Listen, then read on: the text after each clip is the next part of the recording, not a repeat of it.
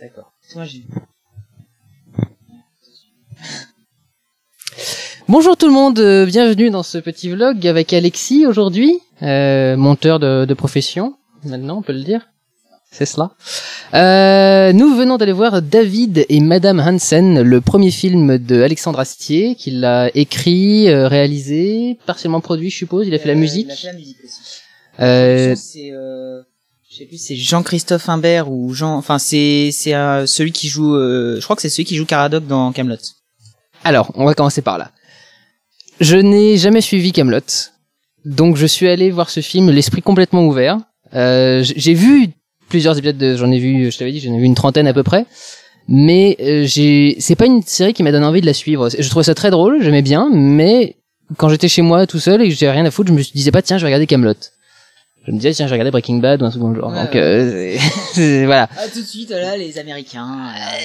Et donc du coup, j'ai jamais regardé Kaamelott avec assiduité, donc je connais un peu l'humour d'Astier, mais je suis pas ultra habitué à son écriture et à sa façon de faire, donc ça c'est plutôt toi qui vas le juger. Voilà. Bah j'avais aucun a priori effectivement. Ouais. Et bah du coup alors, qu'est-ce que toi t'en as pensé? Bah justement, moi j'avais peur de retrouver trop le côté. Je vais prendre le micro. Mon Dieu. J'avais peur de retrouver trop le côté Kaamelott. Enfin, j'avais pas peur parce que personnellement j'aime beaucoup Kaamelott. J'ai regardé toutes les saisons, tout voilà. Dernièrement j'ai commencé à me re-regarder des saisons et j'aime beaucoup la force des dialogues qu'écrit Astier en général, parce que c'est l'humour toujours pique là où il faut et ça paraît toujours un naturel. Bon après le principe justement de Kaamelott c'est que même si ça se déroule dans un univers médiéval, ça utilise un langage de maintenant avec beaucoup de grossièreté bien sûr hein. Et là justement je me disais est-ce qu'il va faire du Kaamelott ou est-ce qu'il va réussir justement à faire autre chose mais quand même réussir à toujours faire du Alexandre Astier. Et justement il a réussi à faire du Alexandre Astier sans faire du Kaamelott. Et ça justement j'ai été agréablement surpris par rapport à ça, parce que même si bon au niveau de son personnage, c'est sûr qu'on retrouve un petit peu il y a des côtés Arthur. Voilà, ça on peut pas se le cacher parce que c'est sa façon de jouer, c'est sa façon d'être, c'est comme ça qu'il est. Donc voilà, on retrouve du Arthur, mais on sent quand même que c'est pas tout à fait le même personnage, qui est pas bouleversé par les mêmes problèmes, il a pas la même façon de réagir par rapport aux choses. Déjà, il a pas le rôle d'être un roi qu'il a dans Kaamelott. C'est plus c'est un sous-fifre en fait, on va dire techniquement. Il y a effectivement quelques trucs qui m'ont fait penser à Kaamelott, ne serait-ce que la scène de lit conjugal le soir quoi. Ouais, voilà. Alors ça c'est typiquement Kaamelott. Ce qui fait partie des rares trucs que j'ai vu de Kaamelott du coup vu que j'ai pas trop suivi. Et donc c'est vrai que la scène nuptiale où le couple parle dans le lit et s'envoie des trucs ou pas des discussions de couple mais faites à l'Astier. C'est vrai que là du coup, mais je trouve que c'est vraiment superficiel et je pense qu'il y a beaucoup de choses qui sont voulues d'ailleurs. Il y a ouais. Bah, alors je sais qu'il y a plein de clins d'œil par rapport à la carrière d'Adjani.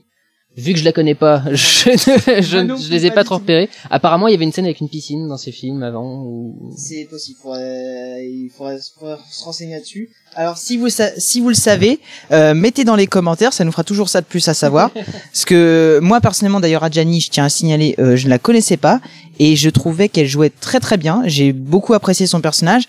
Après, bon, il y a aussi la façon de diriger de Astier qui fait beaucoup. Mais je pense ils se sont trouvés dans le film quoi.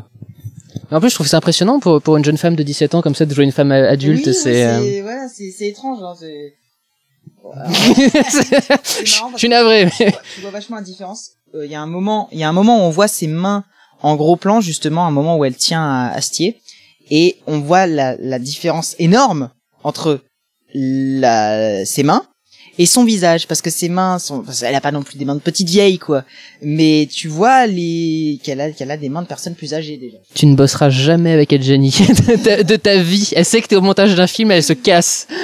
Mais sinon je trouve que c'est une très belle femme hein, voilà, mais c'est sûr que oui bon on peut pas tout cacher au niveau de l'âge hein. Il y a des choses qui ne trompent pas. C'est certain. Non mais du coup Adjani plutôt très bonne en tant qu'actrice. Moi j'aime bien son. Puis bon, après, j'ai du mal techniquement à juger, par exemple sur un seul film. Faudrait voir sur plusieurs films un acteur, parce que dans le sens où les dialogues, bah, c'est pas l'acteur qui les écrit. Il ajoute quelque chose au dialogue, dans sa façon de l'interpréter, dans sa façon de jouer, mais l'intention de départ et ce qui est dit, c'est quand même le mec qui a écrit les dialogues à la base qui l'a mise. Donc, faudrait que je la voie dans d'autres films, mais sinon, oui, j'ai beaucoup apprécié la façon dont elle met son personnage, dont elle le fait vivre, etc. Et puis ce côté un peu hautain qu'elle peut avoir, j'ai beaucoup aimé. Il y a une réplique qui est dans la bande-annonce, donc je gâche rien, c'est que j'adore la façon dont elle le dit quand elle lui dit ah, vous souriez, ça va pas du tout, vous avez l'air d'un débile. Et elle le dit d'une façon qui est absolument géniale. Vous avez l'air d'un débile. C'est vraiment très très bon. J'aime beaucoup. Ces lunettes sans arrêt. Oui, les lunettes tout le temps, ouais, c'était ouais. Non, c'est bah alors parlons un petit peu d'autre chose maintenant qu'on a parlé d'Astier et d'Adjani. Le film en lui-même, je le trouve esthétiquement plutôt très réussi. Ouais. Le cadre est très intéressant. Il y a pas mal de...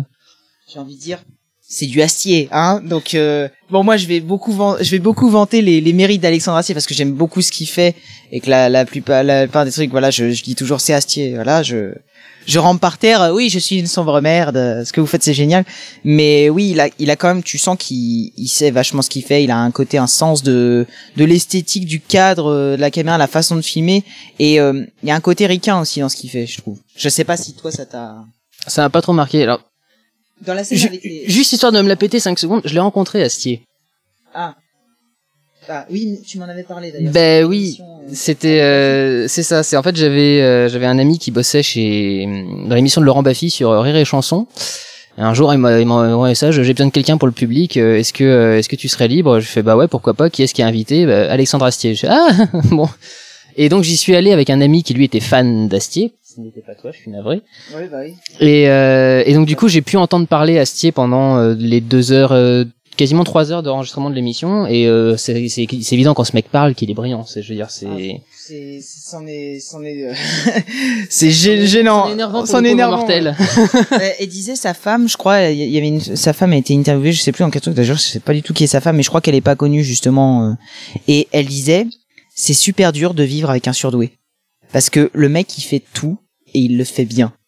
Et c'est ça qui est énervant parce que le mec il fait la musique, il écrit, il réalise. Des fois même il fait des montages parce que sur Kaamelott il y a certains moments où c'est lui qui fait le montage.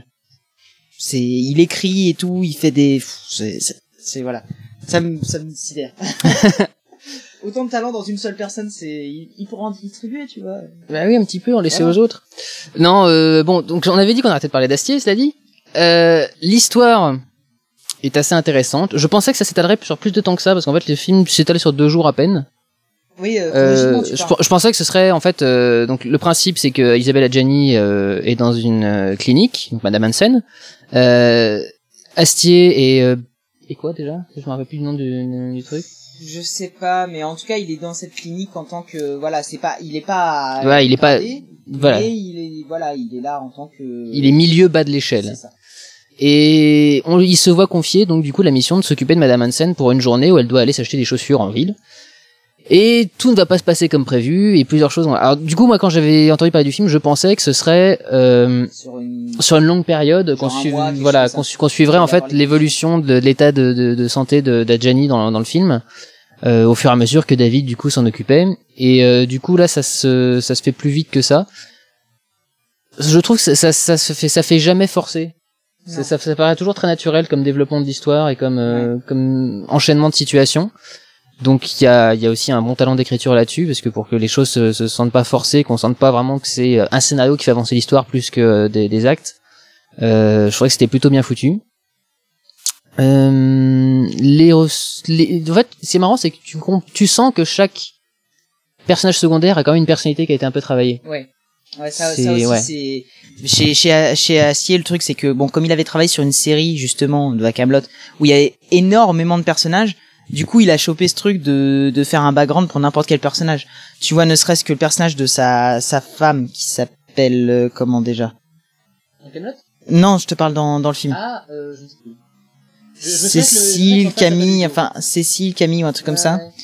Et son jeune frère qui s'appelle, d'accord, dire, j'avais pas du tout compris au départ que c'était son frère. Je pensais que c'était leur fils. Exactement. C'est l'impression que t'as eu aussi. Ouais, pareil.